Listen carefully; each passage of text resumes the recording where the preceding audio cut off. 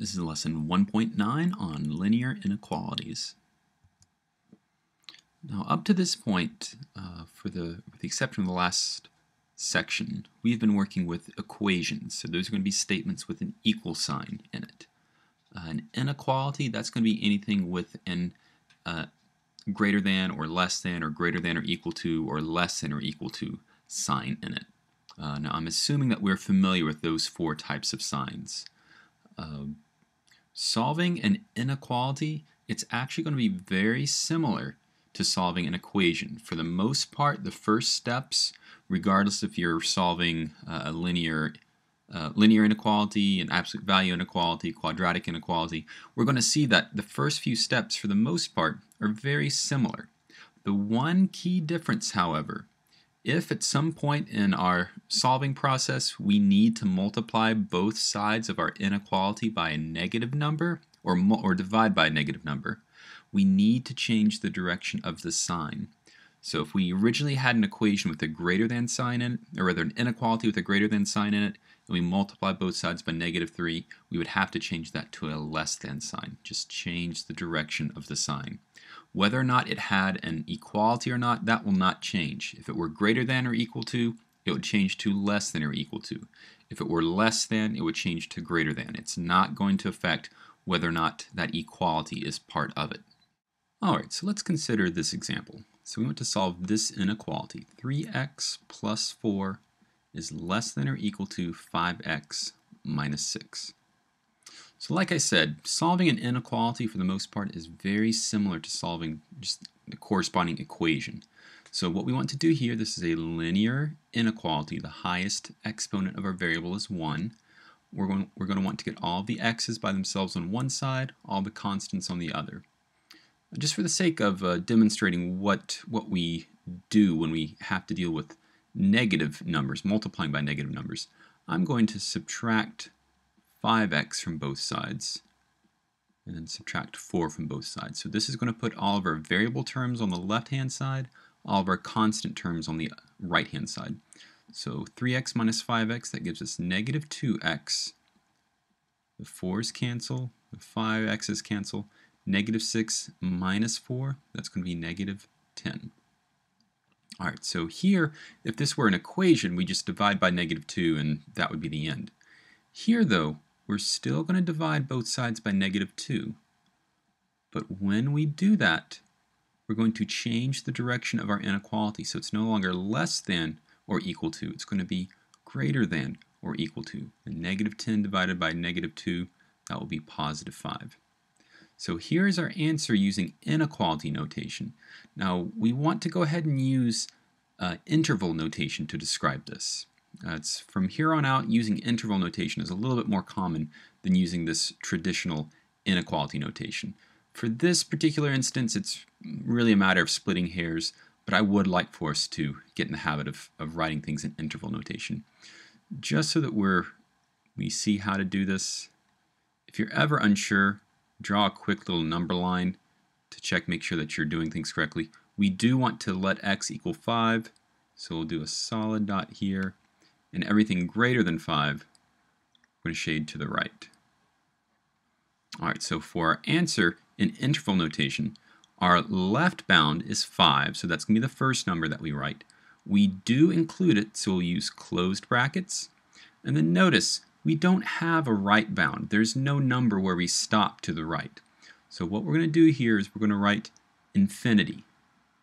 Now, infinity is not a real number. Infinity is just math shorthand for saying we get really, really, really, really, really, really big, and we never stop getting bigger. So we get arbitrarily large here. Since infinity is not a value that we ever actually get to, we will never use a closed bracket with infinity. So we will always use an open bracket like this. So our final answer for this inequality using interval notation will be closed bracket 5, comma, infinity, open bracket. Alright, so here's another example. 5x plus 6 is less than 3x minus 7. Okay, so again, we're going to treat this just like we would a linear equation. So let's get the x's on the left and the constants on the right. Or again, vice versa. It doesn't matter where you put what. So let's subtract 3x from both sides and 6 from both sides. So 5x minus 3x, that's going to be 2x. 6 minus 6 cancels out. 3x minus 3x cancels out. So I have less than negative 7 minus 6, negative 13. I'm going to divide by 2. 2 is a positive number, so I do not need to change the direction of my inequality. So my answer is x is less than negative 13 over 2. But we want to write this in interval notation. So we can write our number line as before, but hopefully we'll get into the habit of where we can write this correctly using interval notation without having to write out that number line. The way I think of it is based on what we've written here, we need to think about what is the lower boundary. Is there some sort of limitation on what is the smallest value x can be here?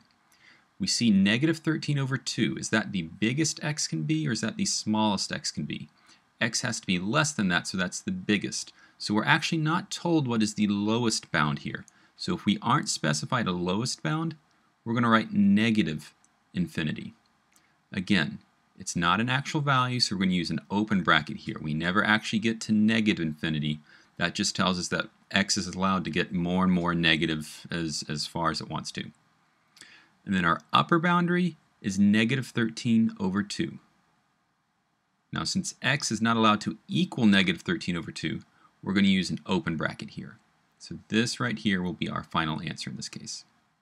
All right, so let's consider a short little word problem where we can use how to solve linear inequalities to find the solution to this problem. So let's suppose that a family vacation at Magic Land World has a base cost of $400 and an additional cost of $150 for each day there. How many days can a family take a vacation there if they do not want to spend more than $1,200? So let's let D be our variable. So D is going to be the number of days there. So the cost that a family will have to spend to take a D-day vacation there's going to be that base cost of $400 plus there's a $150 cost for each day that stayed there.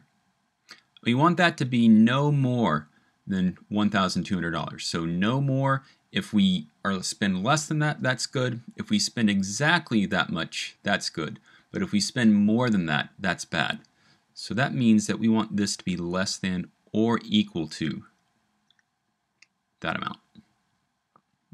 Okay, so this is now a simple linear inequality. We can solve this fairly easily.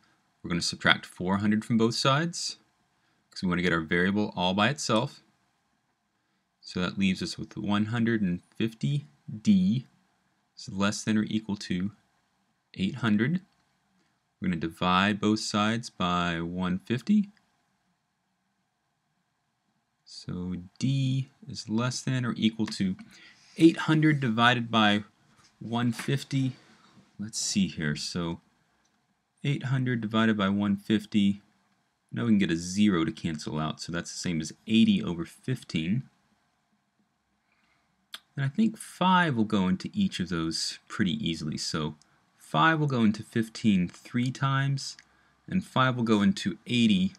Let's see, I believe it's going to be 16 times. So D is going to be at most 16/3. Or that's the same as 5 1/3.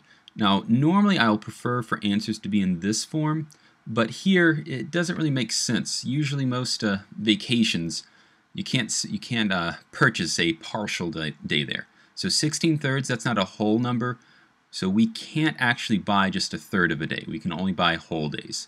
So 5 is actually the number that we want here. So a family can stay there for 5 days without spending more than $1,200.